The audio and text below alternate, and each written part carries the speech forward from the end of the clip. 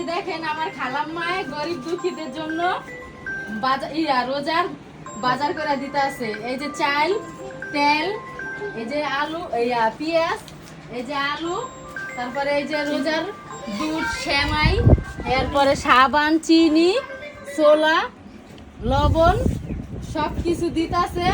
তাদের জন্য দোয়া করেন, আমার খালাম্মার জন্য আর খালাম্মার ছেলে তার জন্য দোয়া করেন। আর তাদের সন্তানগুলিকে দোয়া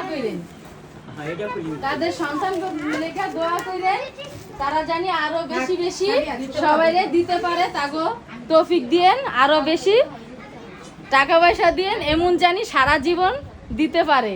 তাগো দেওয়ার আরো তৌফিক দিয়েন। আর তাদের জন্য দোয়া করেন, এই খালাম্মার জন্য দোয়া করেন, খালাম্মার সন্তানকে সবার জন্য দোয়া করেন। আসসালামু আলাইকুম। এখানেই শেষ।